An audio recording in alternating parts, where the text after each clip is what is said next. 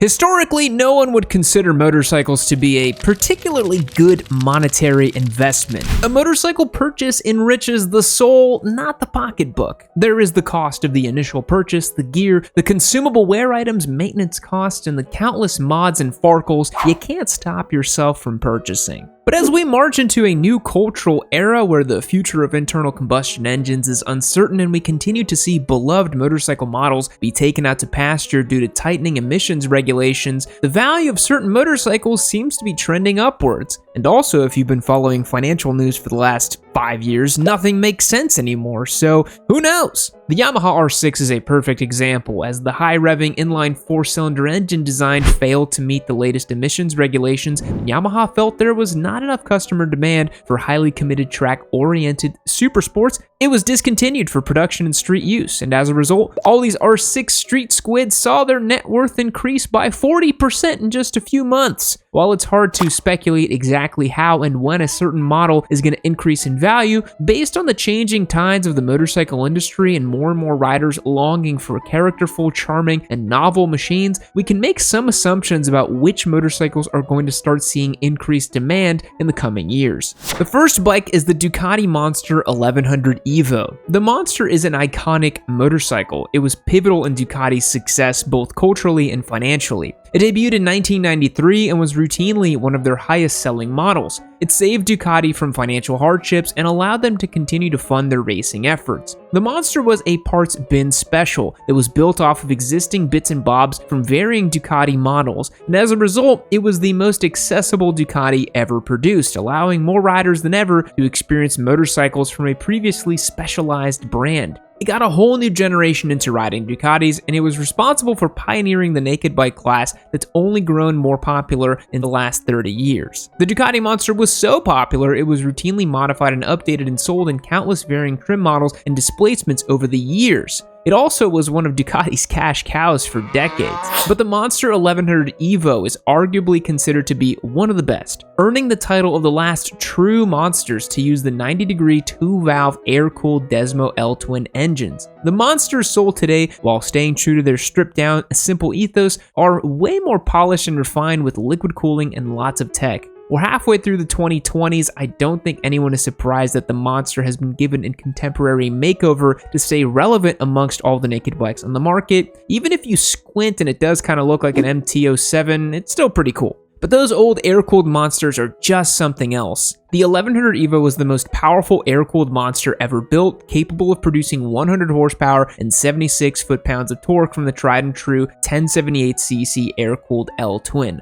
I love the engine in this thing. This specific model was produced from 2011 to 2013 and kind of hits the sweet spot in terms of tech and analog feel. It was the first monster to feature ABS and TC, but otherwise, it's pretty raw and unadulterated with rider aids. It's got all the classic design features like the round headlight, trellis frame, and single-sided swing arm, and it maximizes the performance the original platform was capable of. It was not only the most powerful air-cooled monster produced, it also came equipped with a very nice adjustable Marzocchi front fork and Brembo calipers. The Ducati Monster 1100 Evo is already a classic in its own right, and considering it's recognized as the ultimate original monster, it stands to reason it can see an increase in value in the coming years as more people seek out simple, analog, characterful bikes in contrast to the highly polished, tech-heavy bikes we see on the showroom floors today. Right now, the Monster 1100 Evo is selling for right around $5,000 or $6,000, and that seems like a small price to pay to have a piece of Ducati history that will certainly demand a higher price in the future.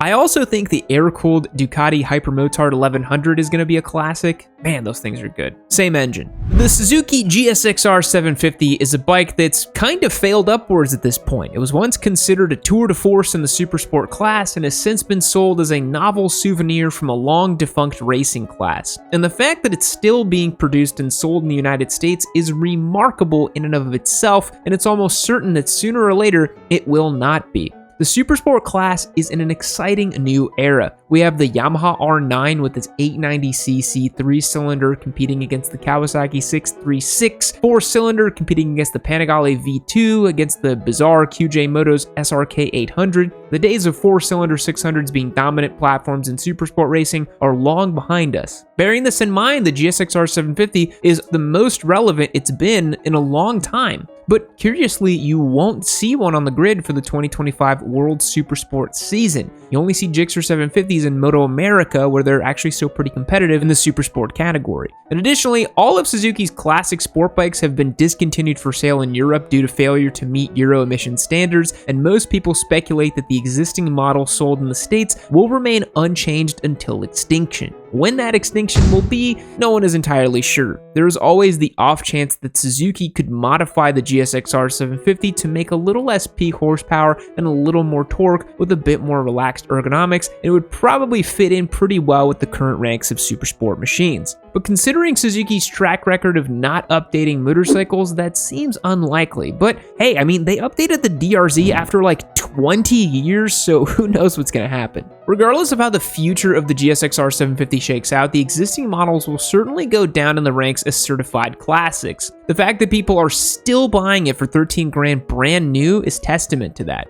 When it debuted, the GSX-R750 introduced a new era for sport bikes. It was incredibly lightweight for the time, had a purpose-built 4-cylinder engine, and real track-ready chops. It continued to evolve from the late 80s to the early 2010s, where it remained pretty much unchanged in its core mechanics. It has the high-revving nature of a 600 without sacrificing as much in the way of torque, and I imagine when it ultimately stops being produced, the models currently in existence will start to warrant higher than average used prices. I think particularly if Suzuki updates this model into some new generation 750, the old school 750s will retain or increase in value. All right, this is a special giveaway. This is a Triumph Street Triple 765 RS, and it's available over on yammynoob.co. Sign up as a member for your best chance to win. You'll rack up your entries, join the Discord server. It is a ton of fun. You'll get discounts on merch and access to our amazing newsletter. You'll also get the ability to submit your bikes to me for the live stream. If you've ever wondered, where do I get all these bikes for the live stream and who are all these people? Well, they're from the Discord server. So if you want to join on a deeper level and get access to win some amazing motorcycles,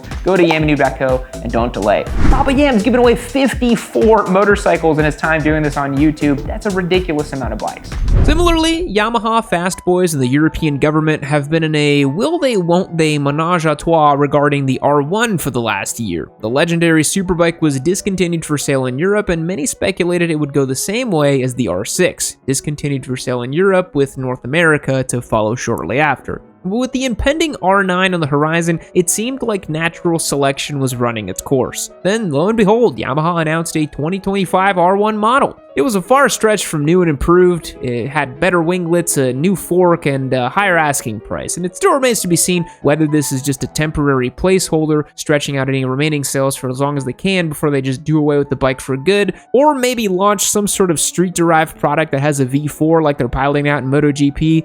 I don't know. But similar to the tactics implemented by Suzuki and their sport bikes, no matter how this cookie ends up crumbling, if you ever wanted an R1, it would probably be better buy one sooner rather than later. If they stay in production, they will likely remain relatively unchanged but continue to become more expensive. Or it may be supplanted by an entirely new superbike, which would be more expensive, more corked up, and more bloated with premium features. A Yamaha executive did make a statement saying something along the lines of, Yamaha will always continue to produce a flagship superbike regardless of sales because it's important to the brand. No matter what scenario we end up with the future of the R1, they're guaranteed to hold their value if not increase in value in the used market. Especially if people are already paying 15 grand or more for an R6, more than they ever cost brand new from a dealership. The R1 is a classic Japanese sport bike thanks in parts to a cross-plane crankshaft design implemented in 2009, and so any year following that is worth holding on to. Right now, for between $10,000 and $11,000, you can find 2009 to 2014 generations that ran previous to the significant update in 2015. And that's a far stretch from what I would call a bargain for a 10-year-old sport bike, but if the used market's gonna flip following a full discontinuation of the R1, those prices are only going to get higher. Okay, bear with me here for a second, but I think buying a newish SV650 right now could be one of the best financial decisions you can make when it comes to motorcycling. The SV650 has been a tried and true platform for 20 years now. The bike's been in production for so long and the platform is so bulletproof that the used market's been flooded with SV650s for forever. It seems like the SV650 defies a lot of tenets of basic economics. You can buy a 2019 SV650 for $5,000, or you can buy a 2005 SV650 for $3,500. There's like this insane division in the psychology of the SV650 purchasers. It's if someone sees an SV650 for $3,000 and they say, holy crap, $3,000 is so cheap and these bikes are fun and will last forever. But then they see a newer model for $5,000 or $6,000 and they'll say, man, it's kind of outdated compared to newer bikes, and if I just spend a little bit more, I could get something different with more value. But here's the thing. Those 20-year-old SVs are finally starting to die off. After 10 owners, 50 track days, and 15 low signs, that 50,000-mile 04 SV650 is finally begging to be taken out to pasture. So if you buy a newer SV now for $5,000 or $6,000, that thing's gonna run until 2045 at the very minimum. And I give it just a couple of years until you can't find a single used motorcycle, no matter how old, for less than $5,000 if things continue at the rate we're going. So if you buy that used late model SV650 for cheap now, there's no way you won't see that money back eventually, especially considering that eventually they're going to stop producing these bikes. It seems improbable, like Suzuki may produce the SV650 until the heat death of the universe, but eventually, whether it is because of emissions or the risk of cannibalizing their own sales from customers who will otherwise purchase newer, more expensive models like the GSX-8S, the SV650 will be discontinued, and it's a bike worth owning prior to that. It's got a charming V-twin engine, a nice amount of power for a huge segment of riders, and it's incredibly versatile. I mean, seriously, I see a 2022 SV650 for $49.99, a 2020 SV650 for $4,994, and a 2020 for $4,600, and a 2018 for $43. You might not get rich off of SV650 dividends, but there's countless worse ways a motorcyclist can spend $5,000. Now, when it comes to V-twin sport bikes, you usually think of Ducati, maybe Aprilia, but for the most part, those bikes are already expensive from the get-go, and the vintage models have already well-achieved collector status and are valued accordingly. But Honda has their kind of fair share of V-twin and V4 sport bikes over the year, and because of Honda's sort of every man's motorcycle attitude these days, they don't have the same premium allure in certain corners of the world. For instance, there are still people out here buying RC51s for $7,000, meanwhile collectors are buying them up for closer to $15,000. The RC51 was produced by Honda from 2000 to 2006. It used a 999cc V-twin engine, and this motorcycle actually won the World Superbike Championship for Castrol in its debut year. In this era, they were neck and neck with Ducati and their own big twin sport bikes. The RC51 won again in its final year on the grid in 2002. It would be replaced by the Fireblade after displacement rules changed to allow 1000cc four-cylinder sport bikes to compete. And despite its short time racing on the world stage, it remained in production for a few more years. The RC51 has garnered cult status thanks to its characterful V-twin engine that produced 133 horsepower and 71 foot-pounds of torque. It is a super raw analog V-twin sport bike from the early 2000s, so it's certainly a beast to ride.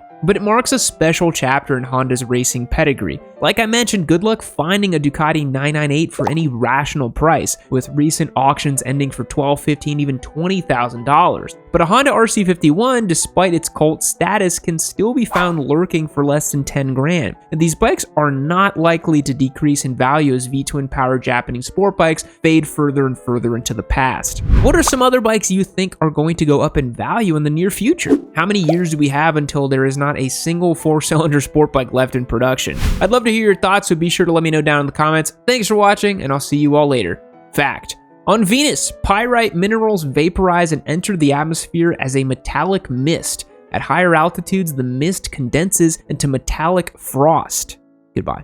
Well, boys, that's the end of the show for today, but there's always a new video tomorrow. Every single day, there's a Yami Noob video. While you wait for the next one to queue up, become a member on YamiNoob.co and join to win this amazing Triumph Street Triple 765 RS that's right next to me. Cosmic yellow, street performance, track performance, a sonorous 3-cylinder. It has it all. Make sure you join on YamiNoob.co and don't delay.